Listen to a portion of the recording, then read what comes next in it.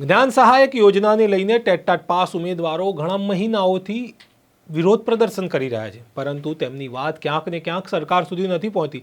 એક તરફ સરકાર છે કે કહે છે કે ભરતી આવવાની છે, કાયમી શિક્ષકોની ભરતી આવશે, પરંતુ બીજી તરફ જ્યારે ભરતી નથી આવતી તો જે ટેટ પાસ ઉમેદવારો છે એ નિરાશ થઈને વિરોધ પ્રદર્શન કરવા પહોંચે છે। 29 ડિસેમ્બરે તેઓ ફરી એક વખત વિધાનસભા પહોંચ્યા હતા। તેમણે રજૂઆત પણ કરી હતી અને ત્યારબાદ તેઓએ કેલેન્ડરની માંગણી કરી હતી। જેમ જીપીએસસીએ હાલમાં જ કેલેન્ડર બહાર પાડ્યું 31 ડિસેમ્બરના દિવસે, તેવી જ રીતે શિક્ષણ વિભાગ કેલેન્ડર બહાર પાડે અને તેમાં જાહેરાત કરે। તેને લઈને શું માંગ છે આ વિદ્યાર્થીઓની, તેની હું આપની સાથે વાત કરીશ। નમસ્કાર, નવજીવન ન્યૂઝમાં આપનું સ્વાગત છે। હું છું આપની સાથે ફૈસલ મંસૂરી। છેલ્લા કેટલાક મહિનાઓથી ટેટ પાસ ઉમેદવારો આંદોલન કરી રહ્યા છે। તેમનું જે આ આંદોલન છે એ અમે સતત આપને બતાવતા રહીએ છીએ।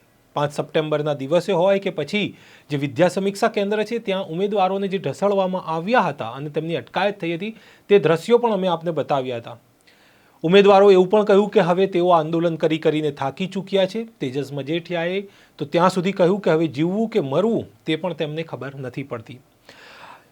એ જ વચ્ચે હવે આ ઉમેદવારો માંગ કરી રહ્યા છે કે જો જીપીએસસી કેલેન્ડર બહાર પાડી શકતું હોય તો શિક્ષણ વિભાગ કેમ કેલેન્ડર બહાર ન પાડી શકે? જો શિક્ષણ વિભાગમાં આટલી મોટી ભરતી બાકી હોય અને તે ક્રમિક ભરતીની વાત કરવામાં આવતી હોય તો એક વખત શિક્ષણ વિભાગ કેલેન્ડર બહાર પાડી દે અને દર વર્ષની જેમ થોડી ક્રમિક ભરતી કરે।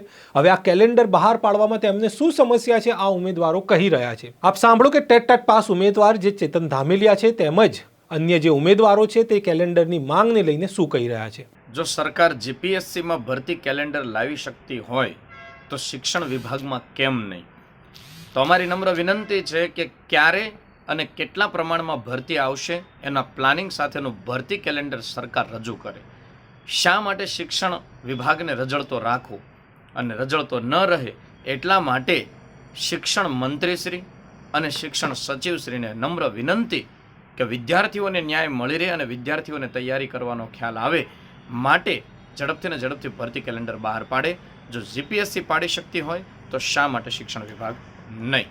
તો અમારી માંગણી છે કે ટૂંક સમયમાં ઝડપથી ભરતી કેલેન્ડર બહાર પાડો। ક્યારે ભરતી આવશે, કેટલી આવશે, કેવી રીતે ભરતી આવશે, ક્રમિક આવશે, એનો હજુ હાલ કોઈ પણ જવાબ મળેલ નથી।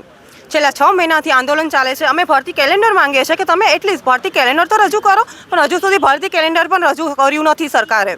અમારી માંગણી છે કે 50,000થી સરકારી શાળાઓમાં સ્કૂલ શિક્ષકોની જગ્યા ખાલી છે, શિક્ષકો ખાલી છે 55,000થી વધારે, અને 75,000 કરતાં ટેટ પાસ ઉમેદવાર છે તો પણ સરકાર ખાલી કેટલી 2,725ની ભરતી આપે છે।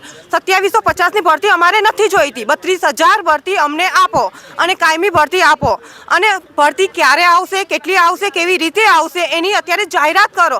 તો હવે જીપીએસસી જેમ દર વર્ષે કેલેન્ડર બહાર પાડે છે તેવી જ રીતે આ જે ટેટ પાસ ઉમેદવારો છે તે પણ ક્યાંક ને ક્યાંક ભરતી કેલેન્ડરની માંગ કરી રહ્યા છે। અને માંગ કેમ ના કરે? કારણ કે આ મુદ્દો શિક્ષણનો છે અને શિક્ષણની વાત હોય તો ક્યાંક ને ક્યાંક સરકારે ભરતી કેલેન્ડર જાહેર કરવું જોઈએ અને 5 વર્ષ અથવા 10 વર્ષ અથવા તો ઓછામાં ઓછું 1 વર્ષનું તો ભરતી કેલેન્ડર બહાર પાડવું જોઈએ કે જે ક્રમિક ભરતી થવાની છે તે આ રીતે થશે અને આટલી સંખ્યામાં અમે ધીરે ભરતી કરતા જઈશું। એક તરફ સરકાર જ્ઞાન સહાયકને વૈકલ્પિક વ્યવસ્થા કહેતી હોય તો તેમણે ક્યાંક ને ક્યાંક કેલેન્ડર બહાર પાડીને આ ઉમેદવારોને બતાવવું જોઈએ કે હવે અમે ભરતી કરીશું અને આ તારીખથી અમે ભરતી શરૂ કરવા જઈ રહ્યા છીએ, જેથી જે બીએડ કરી રહ્યા છે તેમને પણ ખ્યાલ આવે, જે તૈયારી કરી રહ્યા છે તેમને પણ ખ્યાલ આવે કે આ વર્ષે આટલી ભરતી થશે।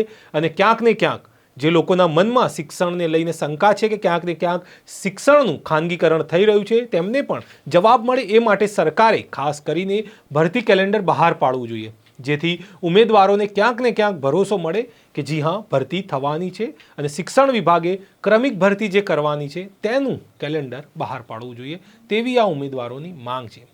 તો હાલ તો આ ઉમેદવારો સતત કેલેન્ડરની માંગણી સાથે આંદોલન કરી રહ્યા છે।